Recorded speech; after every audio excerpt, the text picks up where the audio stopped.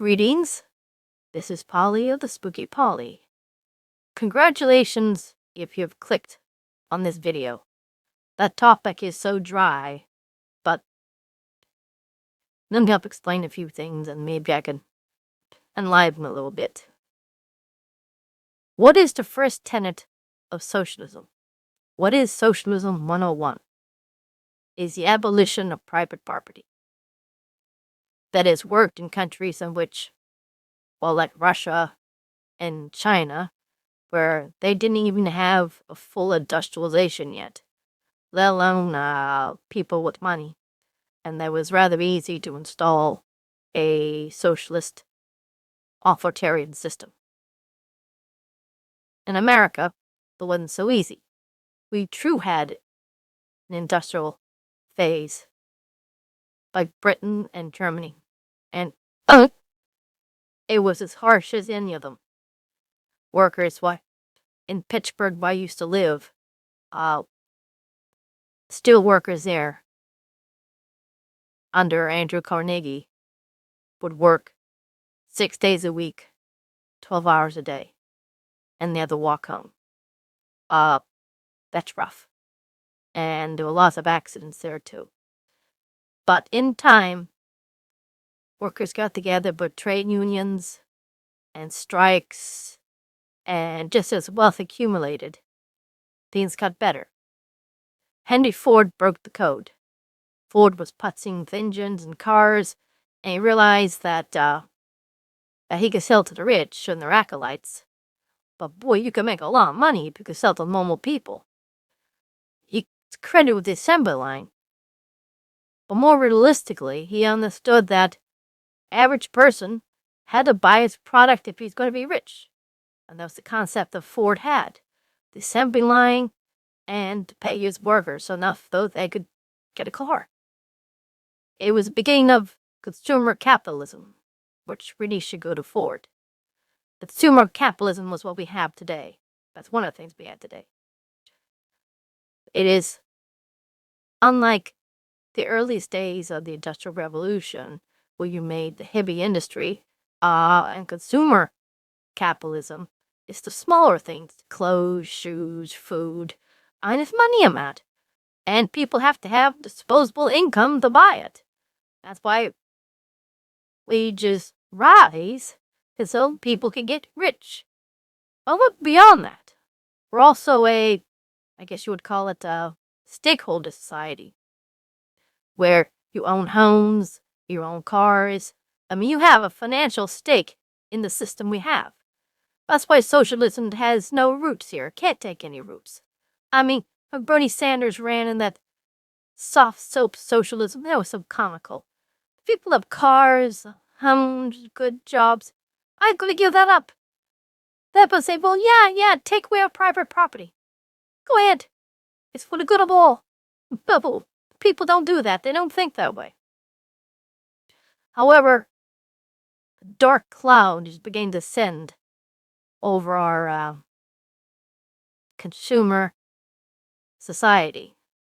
And it's not here in America. Let's put it this way. It does not originate here in America. It's from across the seas. It's Switzerland and Davos, the World Economic Forum. There we have, unfortunately, maybe the ultimate form of capitalism. I hate to say that. I'll go out throw this on. The accumulation of wealth has created a group of billionaires, and enough of them, that they may have enough clout to form a corporate state. They're in Davos there, where they're protected by the Swiss mountains. They have instituted throughout Europe and America now policies designed to hurt the nation state and ultimately the consumer state. Immigration, high taxes, a police state, and that's what we're beginning. So,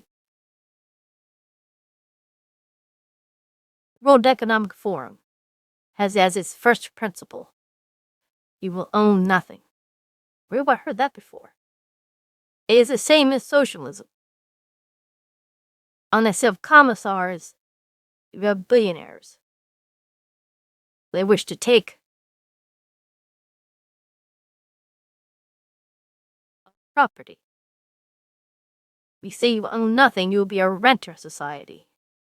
They could do that through various means. They could use high taxes and regulations to take the farms away from farmers, which is, that's paramount. Owning land is the most important thing you own.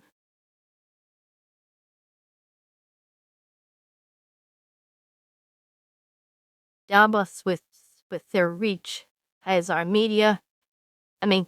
Media is in lockstep. It says whatever their paymasters say. And they have Congress. They may not have all of Congress. They may not have bought everyone. But they've bought enough to get their way.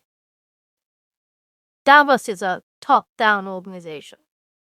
They're how they think, and this, it's obvious how they think.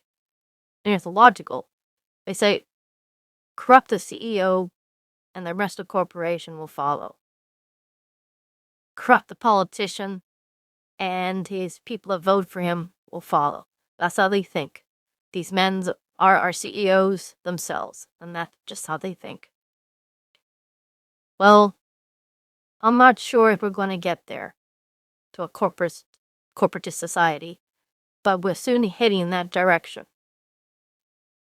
A couple things to look forward, see if I'm right or not, will be in the election. November 5th. As it stands now, it looks like Donald Trump is going to win. The polls show he's going to win. A lot of people believe he's going to win. But you wait.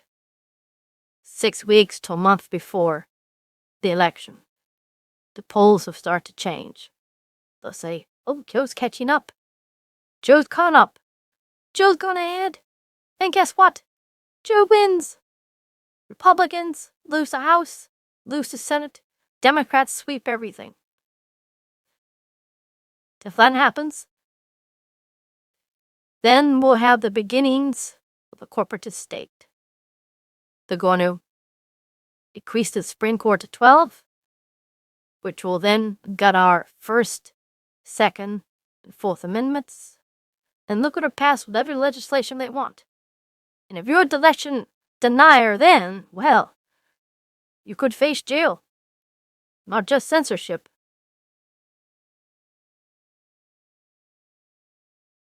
So none of this may come to pass. This is just a poly-ramble. Still, remember when I said, if you made it this far, congratulations. You do me a favor and subscribe. And while you're there, check out my channel. There's some other good stuff there too.